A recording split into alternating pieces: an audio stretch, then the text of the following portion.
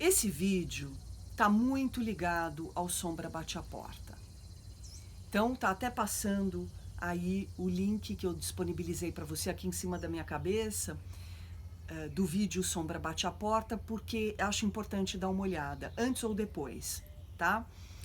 O tema de hoje é ciúmes. O sentimento desgracento. Como é horrível sentir ciúmes. Eu já senti muito ciúmes, muito. A sorte que eu tive é que naquela época não existia celular e nem rede social. Foi o que me salvou. Porque senão eu teria sido uma stalkeadora de primeira linha. Eu sinto muita empatia e compaixão pelos ciumentos contemporâneos, porque como sofrem. As redes sociais, elas potencializam demais esse veneno. É uma coisa de alucinar, né? de tomar por completo a pessoa. Então, é um tema delicado o de hoje, tá? Vamos falar no plural, ciúmes no plural, porque não existe um tipo só. Aliás, não se trata nem de tipo, se trata de dosagem do veneno. Se trata da intensidade do veneno que é o ciúme, do quanto eu sinto de ciúme. Tá? Então, tem aquela dosagem saudável, normal, é placebo, dosagem placebo de ciúmes, que é quem tem cuida.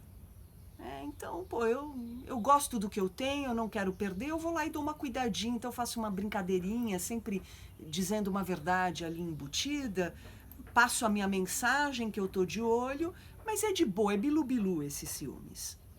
A questão é quando a dosagem do veneno aumenta. Aumenta a um ponto de consumir o sujeito, de desnortear o sujeito, de tirá-lo do prumo, de sequestrar o sujeito da própria vida e fazer com que ele orbite ao redor da vida do outro, em função do outro. Do tipo assim, estamos no carro, o outro de repente se silencia, fica pensando, divagando, e aquilo começa a me incomodar em quem que ele está pensando, no que ele está pensando. Então, olha o nível, até onde vai a coisa, né? Outro exemplo, manda uma mensagem para o WhatsApp para ela. Em 5 segundos, eu vejo que ela está online. Ela não responde a minha mensagem. Puta. Quem que ela está priorizando? Com quem que será que ela está falando que é mais importante do que eu? Ele falou que ia pro bar com os amigos. Peraí, deixa eu ver que bar é esse. Eu já entro no Google, deixa eu ver que bar é esse. Já fico de olho no Insta, no Facebook, dando uma olhada ali, Twitter, tudo, dando uma olhada para ver o que é que postam, ver se eu conheço alguém que tá lá, para dar uma olhada ali para mim no que tá rolando, ver se realmente ele tá lá no bar, como ele falou, com quem que ele tá realmente, se é com os amigos e fazendo o que com os amigos. Pessoas ciumentas que postam coisas nas redes sociais para ver quem é que vai curtir. Aí vai e começa a seguir, a stalkear, seguir aquelas pessoas para ver qual que é a relação. Curtiu a foto aqui por quê? Curtiu a foto da minha mina por quê? Quem é esse cara? Qual que é a relação deles? E aí vai. E vai consumir, isso vai consumindo a pessoa, sequestra a pessoa da vida dela. Nesses casos, joga holofote, como se você estivesse no Maracanã. Joga holofote, ilumina esse treco aí, se conscientiza disso. E olha, isso vale para quem sente ciúmes e para quem é vítima do ciúme. Vítima bem com 1000 aspas, tá? Porque normalmente a pessoa fala assim, ah, Patrícia, mas eu não sinto ciúmes. Agora, eu tô sempre com alguém que é ciumento. Ah, por isso a importância do vídeo Sombra Bate a Porta. E de próximos vídeos que eu farei, de um tema que me fascina, que é relacionamentos. São vários vídeos, é uma série de vídeos, por se tratar de um tema super complexo, que é a Sala dos Espelhos. Então, se você está sempre diante de um padrão, né, que se repete de relações com ciumentos, é porque você provavelmente está negando a tua própria insegurança, não faz contato com ela, com a sua vulnerabilidade, com a sua insegurança, com o seu desvalor, e aí isso que é negado, que você soca lá debaixo do tapete, bate a sua porta através de um outro alguém ciumento, que vem revelar aquilo que você está negando em você mesmo. Então, muita atenção. Por isso que o tema de hoje, ele serve para todo mundo. Para quem sente o ciúme e para quem se vê diante de um ciumento ou de uma ciumenta. Tá? Vale para todo mundo. Esse holofote, essa conscientização, ela precisa vir acoplada de uma pergunta muito importante. É a pergunta central para manejar os ciúmes, para lidar com os ciúmes. O ciumento está falando de quem? O ciumento está falando do desejo de quem, na real? Porque normalmente, numa crise de ciúmes, na minha piração de ciúmes, eu não estou falando do desejo do outro que o outro está tendo por alguém. Eu estou falando do meu próprio desejo, que eu não satisfaço por algum motivo, ou que eu já satisfiz, me sinto constrangido, me sinto culpado, me sinto envergonhado, e aí vou, por estar vivendo o inferno dentro, vou e infernizo o outro. Acuso ele de ter satisfeito o desejo, ou de estar querendo satisfazer o desejo. Então, via de regra, gente, o ciumento está falando dele, do desejo dele. Eu sei disso por quê? Porque quando eu sentia ciúmes, era assim uma equação matemática. Ou eu estava de saco cheio daquela relação e estava apegada e não sabia como sair. Estava insatisfeita por algum motivo. Ou não. Ou estava até satisfeita, mas estava a fim de pererecar por ali. Estava a fim de outras pessoas também, porque o mundo é muito interessante. O mundo é cheio de tentações. Somos seres desejantes. A gente é pulsão o tempo todo. É claro que a gente faz escolhas ao longo da vida do que a gente vai fazer com essas pulsões. Mas o fato é que somos seres pulsionais, libidinosos, tesudos, desejantes. Então, naquela época que eu sentia ciúmes, eu mesma sentia até vergonha do meu ciúme. Porque eu falava, quem tá afim de ciscar por aí sou eu. Mas tô ali infernizando o outro porque eu não sei o que fazer com isso aqui dentro de mim. Né? Então sonhava com outros homens, me imaginava, me masturbava pensando em outros homens e infernizava quem estava do meu lado, jogando toda a trecaiada em cima dele. Também sei disso porque eu atendo as pessoas nos bastidores. A clínica me traz isso de bandeja. Né? Eu vejo as pessoas falando com várias na paralela, interessadas, então estão em aplicativo, travam conversas com vários na paralela, mas aí ficam ali infernizando o outro. Ah, o outro não me respondeu. Ah, o outro... Alguém curtiu lá a foto, eu vi a mina curtiu a foto dele lá. Pô, mas você não tá falando com o outro lá na paralela? Não é você que tá... Aí a pessoa até se constrange, né? Porque é constrangedor mesmo.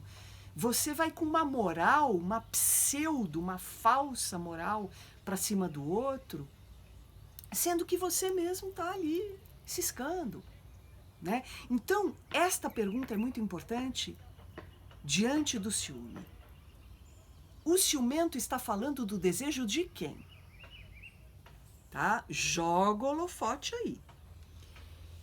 Existe um outro tipo de ciúme, uma outra dosagem mais sofisticada, mais delicada, ao mesmo tempo que intensa, que é o ciúme homossexual, tá? Então, é um ciúme de delírio, um ciúme delirante.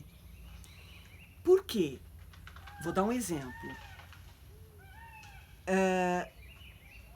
A minha mina, ela tá...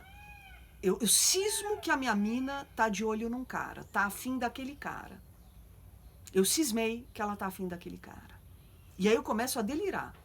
Começo a pirar, paranoico, pirando que ela tá falando, que ela tá desejando, que ela tá afim, que tem alguma coisa e tal. Quando, na verdade, sou eu que tô afim do cara. Não é ela. É o meu desejo, só que isso é tão perturbador, eu não dou conta. Então eu tranco lá no porão as 7 chaves, atrás de um monte de bugiganga, nego, reprimo, recalco aquilo, a sombra vai bater a porta. Por meio de uma puta paranoia delirante de que a minha mina está rolando com o cara quando não tem nada a ver. Nada a ver. Então, esse ciúme, ele é mais sofisticado, tá? Em qualquer caso de ciúmes, a gente está falando de um desvio de foco. Claro, porque se eu estou apontando para o outro uma questão que é minha, eu estou tentando desviar o foco de uma questão que é minha. E, conforme a gradação desse desvio, vai também proporcionalmente à obsessão.